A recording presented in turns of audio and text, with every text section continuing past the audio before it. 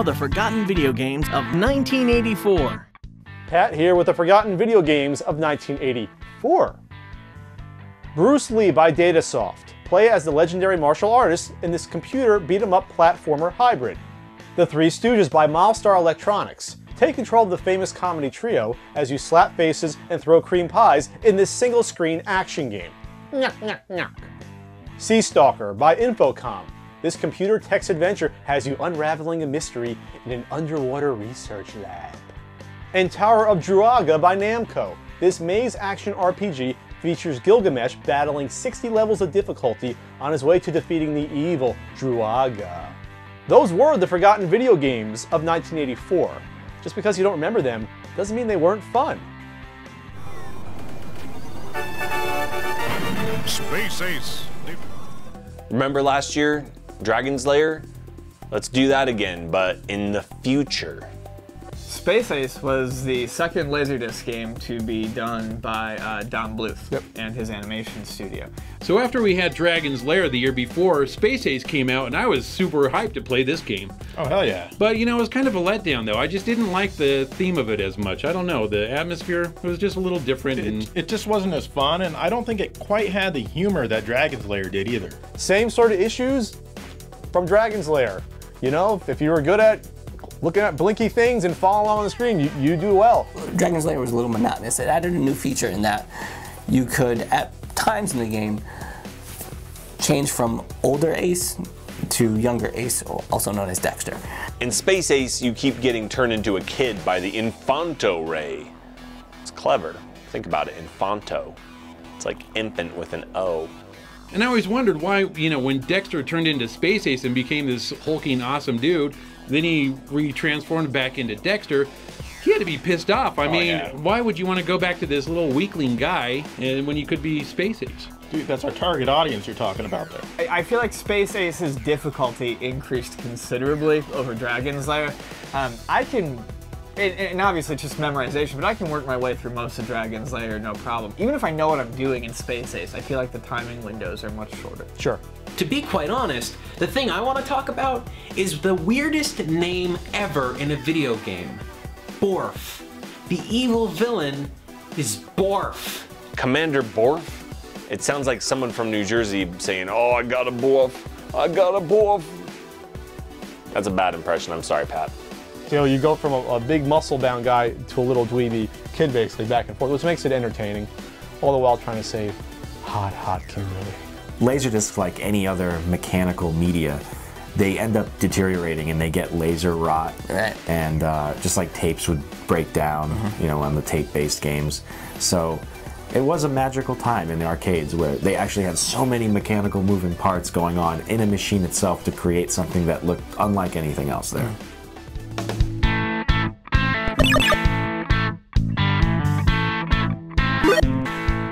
I used to play Lode Runner on my Commodore 64. That game was great.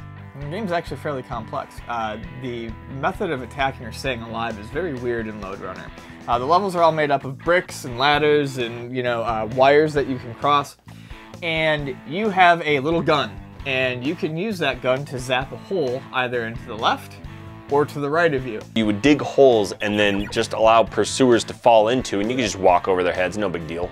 What was neat about Lode Runner is, well, it was kind of reminiscent of, I don't know, like a Bagman type of game where you're in a mine and you had to, you know, collect all this gold. So it's not like Pac-Man where the gold is stationary and you can always see it. The enemies can pick up the gold and move it around, and sometimes you don't know which enemies have it, and you won't know if they have it until you zap a hole in the ground and they fall in, which leaves the gold above their head. So it has a discovery element that not many games have. Right. And that hole would either close and kill that enemy, or the enemy would pop back out. And, you know, it was kind of like, it had a timing element. That's horrific. Yeah. This sucker was ported over to most of the computer systems. Commodore 64 it was on. It got, Apple II. It got very big in Japan. It got a Famicom release. So one of the cool things about Lode Runner is the fact that not only did it feature 150 levels, but it was one of the first games that included its very own level editor. So you could create your own levels in this game. You could send them in, and they actually compiled the best levels into a disc called Championship Lode Runner. That was such a popular element that many gaming magazines at the time would run contests where people would just submit their own levels that they've created and they would hand out prizes for the best. What I like about the game is that how fluid the animation is.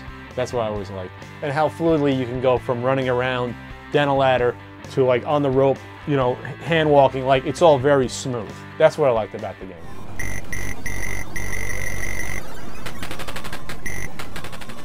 In 1984, we get 1942. What? By Capcom. Capcom put it out, and it was a huge hit for Capcom.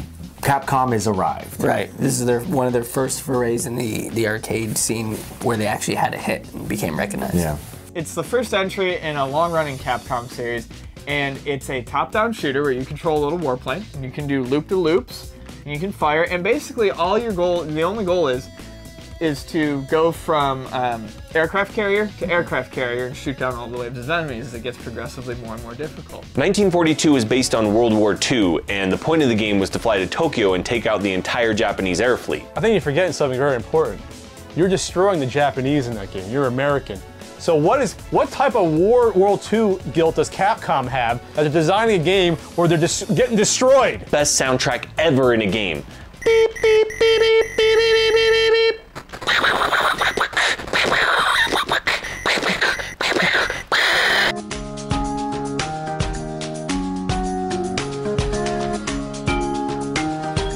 Can you believe it? We're about to talk about NES games. The arcade games first. Yeah.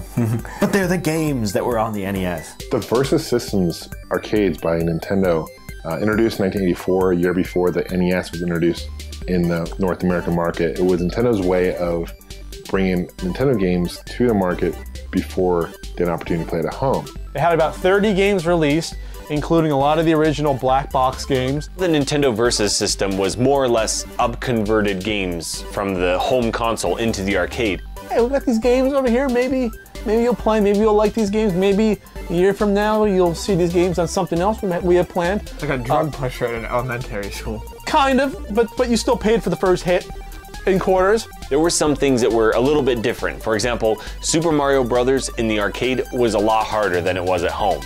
Also, Duck Hunt Versus, you could shoot the dog. You could finally shoot the dog in the bonus round.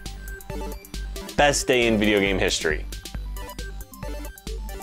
Not all Versus, but a number of the Versus cabinets were Versus. Like, in a sense, you versus a buddy. They had a whole bunch of different setups. You had ones that were like two connected cabinets together to play two-player games with your own screen. I like seeing the red units sit down, like... Oh, the red tents. The red, yeah. They're so cool. Yeah. By the time the NES hit the year later, when I actually purchased the NES and brought it home, it felt like literally bringing the arcade experience home to me, which was sweet. This was part of those building blocks into making the NES the juggernaut it was. Nintendo, you're kind of just putting your toe in the water, testing out the market to see. You're trying to see if people want these games, maybe in the future for something coming out. Toe in the water.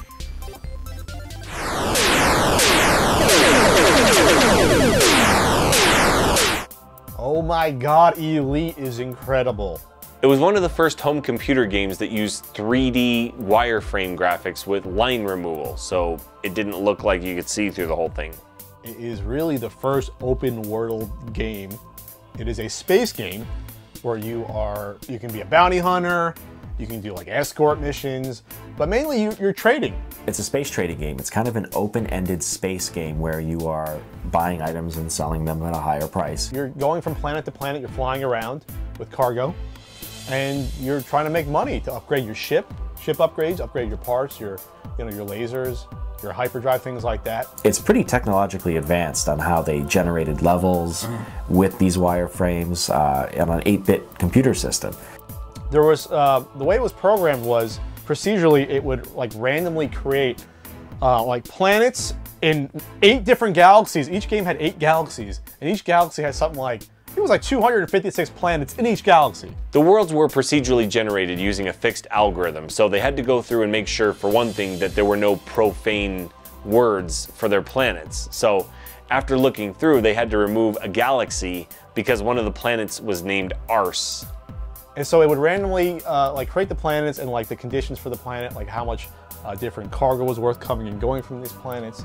Inspirations that the game designer had came from 2001, Star Wars, Battlestar Galactica. Even though you're kind of doing the same thing over and over again, it just feels like there's so much more to it than there actually is. Finding space stations, docking with them, getting all the upgrades, getting into the dogfights, going in warp speed and getting intercepted by the enemy. It really showed how powerful British game making could be. So as everything was falling apart in the United States, things were still really big in Britain and in Japan. It was what spawned an entire genre. Sadly, you don't see much anymore, but you know, it spawned games like Freelancer, Privateer, Lightspeed, even stuff like EVE Online. They have to thank Elite for that.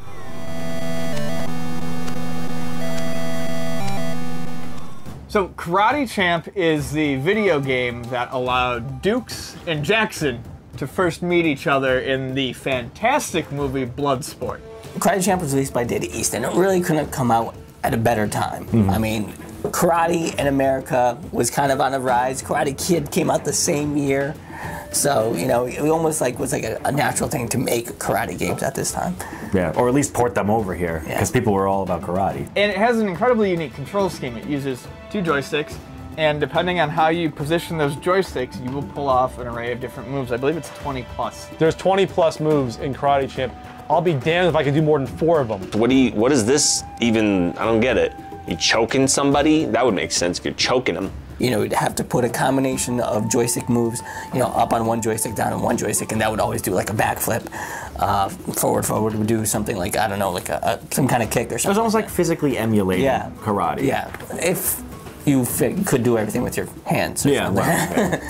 My analogy kind of dies at that point. You have like half points and points. Every time you get a point, you know, the round, beep, okay, stop, hold on, reset, start over. You know, it's kind of one of those things. It's like fencing. I always thought the main judge was a fat female. Yeah.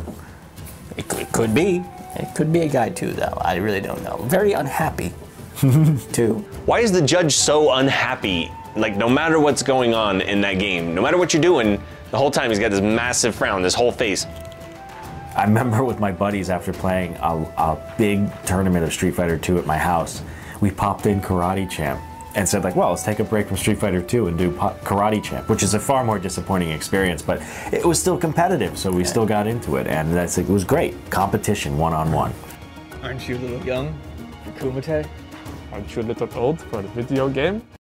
And now, the popular pinball games of 1984. Ian here with the popular pinball of 1984. Space Shuttle by Williams. This is the table that brought pinball back to the mainstream with an easy-to-obtain multi-ball, an excellent theme, and fun for all ages. Spy Hunter by Bally. This machine based on the arcade hit has such bizarre features as off-center flippers and a prominent mini bagatelle. Laser Cue by Williams. This insane mix of sci-fi, billiards, and fantasy is as much fun to play as it is to look at. And those are the popular pinball machines of 1984, because there's more to life than just video games.